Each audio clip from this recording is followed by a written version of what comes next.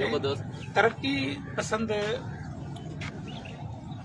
अदब मां मुराद इहा कॾहिं बि न आहे त तव्हां कंहिंजे बि कयल कम जी मुखालफ़त। तरक्की पसंद मुराद इहा आहे त जेके ताक़तवर या सकारूं धुरियूं आहिनि तव्हां उनजे ख़िलाफ़ थी पियो उन्हनि खे ललकारियो। मिसाल जमाल अबड़े जी कहाणी आहे शाह जो फ़र्ज़। इहा उन दौर जी वॾी तरक़ी पसंद जी निशानी आहे। हिकिड़ी नंढड़ी छोकिरी ख़ैरात घुरंदी आहे, उहो हुनखे मामा सॾींदी आहे, उहो हूंदो आहे सैयद। पोइ हुनखे मामा सॾींदी आहे त हुनखे थप हणंदो आहे त असां वरी सैयद तव्हांखे जेके माना तूं मूंखे मामा थी चईं, हुनखे थप हणंदो आहे। उन कहाणीअ जो नालो शाह जो फ़र इन जे करे आहे त हुन खां बे अख़्तियार जेके आहिनि ॾिसंदड़ खां वात मां निकिरी वेंदो आहे। काफ़र कहाणी हिन लिखी जेका ओॾे जो मुस्लमान थियणु, इहा हितां जी सची कहाणी बि चऊं या इहा उन दौर जी तरक़ी पसंदी आहे त उन दौर जे मौलवीअ खे, उन दौर जे ताक़तवर गुरुनि खे ललकारियो वियो। ऐं तरक़ी पसंदीअ खे तव्हां कॾहिं बि आम अदब जे मुखालफ़त में न आणियो। हीअ उहे बि जेकॾहिं असां अदब खे दौरनि में विरायूं, दौरनि में विराइबो। जेकॾहिं विरायूंसि बाबा हिकिड़ो तफ़री अदब आहे, ॿियो तामीरी अदब आहे, तरक़ी पसंदि अदब आहे, उहा ॿी ॻाल्हि आहे। बाक़ी इहे मुखालफ़तूं इन न थींदियूं आहिनि। नंढड़ी कहाणियूं अहिड़ियूं शाहकार आहिनि। मंगूर कोयारी शायदि कहाणी आहे। लाइन में बि पाणीअ जो जेके इंतज़ारु कंदियूं आहिनि मायूं।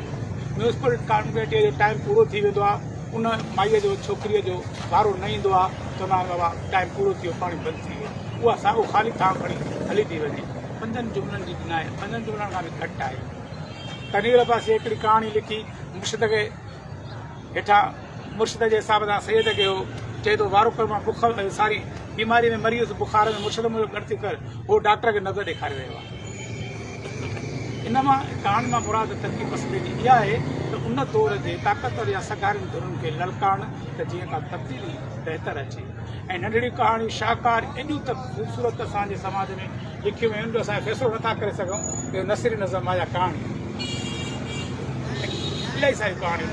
वापसी कहाणी तर्जुमो थी, उन दौर जी इहा वॾी ॻाल्हि आहे त हिकु जंग आहे, जंग खां पोइ उहो जेके आहिनि माना हिकिड़ो मुजाहिद वापसि थो अचे त हुनजो घर बि ॾठो पियो आहे, हुनजा पीउ माउ सभु मरी चुका आहिनि ऐं हुन जेका महबूब आहे उनजो घर ॾठो पियो आहे।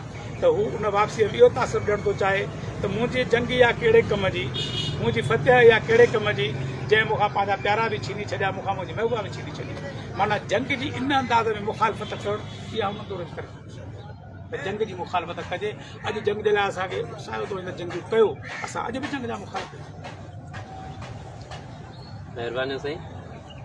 सोलू न भाए सिट खे सिट हॾे जी मुख, नूर नचोए लिप, रेला तुंहिंजी रत जा।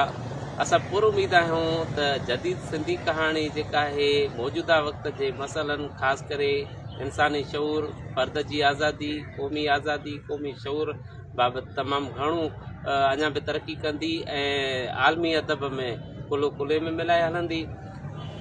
हफ़ीज़ शेख तरक़ी पसंदि अदब ऐं जदीद कहाणीअ जो ही सेशन असां पंहिंजी पुॼाणीअ ते पहुचाए रहिया आहियूं। तव्हां सभिनी जी महिरबानी